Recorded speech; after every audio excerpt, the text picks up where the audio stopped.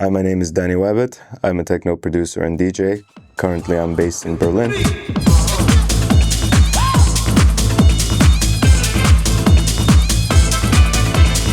I got into music production after playing the instrument for a while.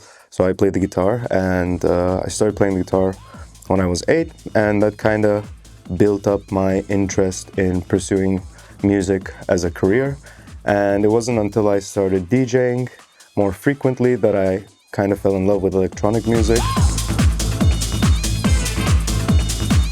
I started DJing at around 15 at like house parties, and it was just a bunch of random stuff, hip hop, trap. And then I moved to Istanbul from Dubai, where I got into the electronic music scene, starting off with like tech house and slowly progressing onto what I play now, which is techno. And I started producing 3 years after I moved to Istanbul and got more into DJing. Still couldn't find something that really got my attention until 2020, when I visited Bassiani and I heard Marcel Fengler play, and I was like, whoa, what's this? And I ran back to the hotel and I just opened up Ableton and I started making music that I actually really liked. So I would describe my sound as, first off, I think minimal. That's the main thing I try to have in my music, is I don't want too much happening where the listener can't, grasp onto a aspect in the track or an element in the track. Rather, I try to keep things more stripped back and focusing on the main thing, which is like the rhythm. And the reason I do that is because my first goal when I'm making music is I want to make club music that people dance to. So the emotional aspect is like the last thing on my list.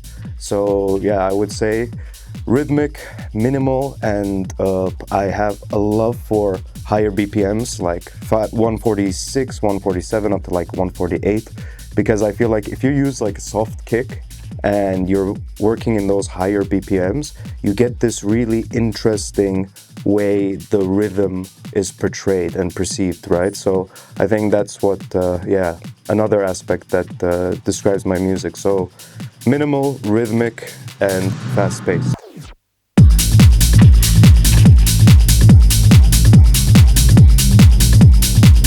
I moved to Berlin about a year ago, and I moved here to kind of further my career, because living in Istanbul, I was very limited in the bookings I was getting and limited in my overall exposure. So moving to Berlin seemed to be the right choice. Working with my agent at the time, he recommended, I moved to Berlin, and I've been here ever since. And I have to say that it's been an interesting year. Berlin definitely, I would say the city has influenced me more than the club scene has. And this is something I love about it. This dark and moody and constant gray that's always in the city. It feels like I'm always in a dramatic movie. So it's been a really nice influence on my music and on my overall artistic path and career. So my daily studio routine is I usually get here and I try not to set a goal for myself, in the sense that I don't come here like, today I'm gonna make a 147 BPM track that's gonna sound like this and this and that. Rather, I just come in, open up Ableton, or depending on what I'm planning to work on, if it's the live set, which is something that's been taking my time quite a bit, or whether I'm planning to use some hardware, or if it's going to be fully in the box, then I go about just sketching and jamming out for hours on end, sometimes more than 10, until I find the right sounds and the right essence. And once I'm really sure about a track, then I go about building the track. But yeah, I think that's my routine, usually in the studio, just jamming it out until something comes out. Yeah. So kind of decided to start playing live because I feel like as an artist, especially in my opinion, one, I don't want to be bound to a single genre. I feel like that would limit me as an artist. Of course, I want to be a master of my craft at one thing, but I would also like to be a jack of all trades. So that's kind of the approach I'm taking with the live set. As much as I love DJing, and I definitely won't ever stop, but I wanted to just push myself as an artist and jump into playing only my own music. So that's why I chose to kind of dive into the live and incorporate it in my overall touring. So for my live setup, currently it took me quite some time to figure this out, but I went for my current live setup. It's probably going to change in the future, but I'm running an MPC-1 Plus and an Octatrack. And the reason I went with this combo is, one, the MPC is crazy little device, and it recently got an update as well, which is insane. So it's just like a proper DAW, and I have that programming, I would say, the foundation of my track.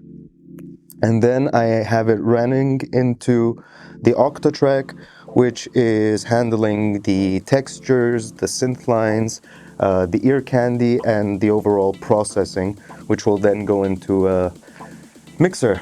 Yeah, and I think this is the current live set that I'm going with.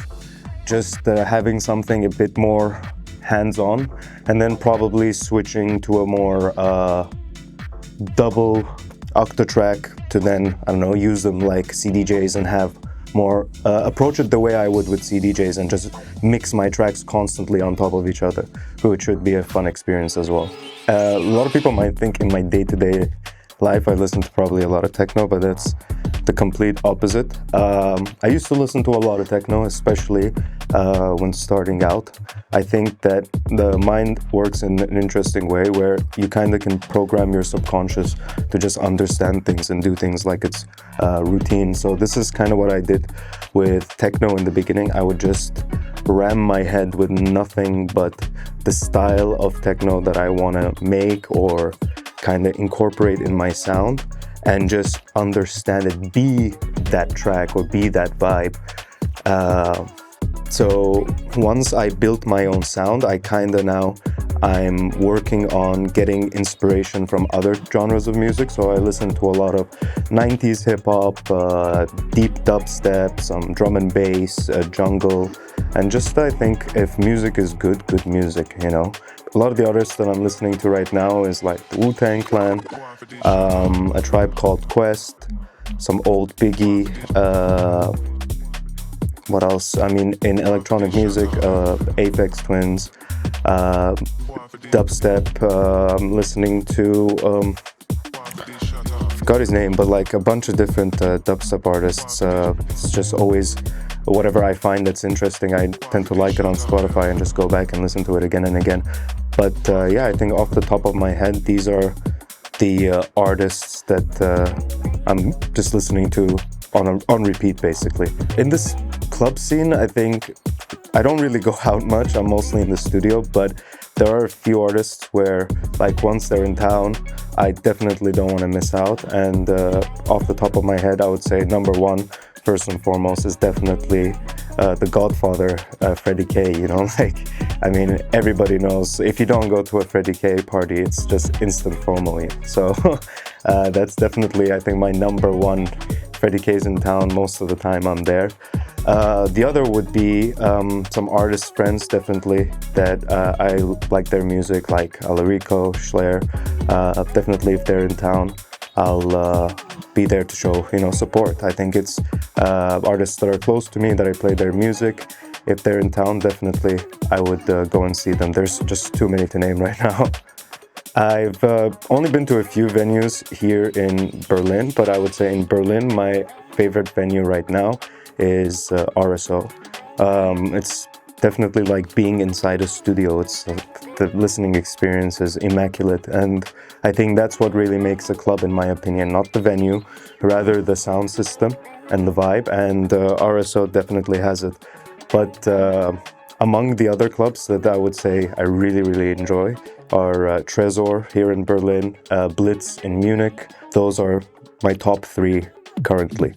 This is hard because I need to really think. What has been my best gig experience? I think for now, the best experience I had in terms of gig-wise would be the first festival I played, which was this year in July in Paris. And it was just such a surreal experience because as an artist, I've always been used to playing like in clubs, and playing on a big stage like that with like thousands of people. It felt a little bit weird because I thought, oh, is it going to be different? All these people there and stuff like that. So it was definitely, for now, one of the best experiences I had and the best gigs I had. One of my first gigs touring, and it was, definitely an experience that traumatized me. It was a lot of things, but let's not go because they will know. I'll tell you guys about it later, but not on camera, off camera. The way I came up with my name is kind of funny and a little silly.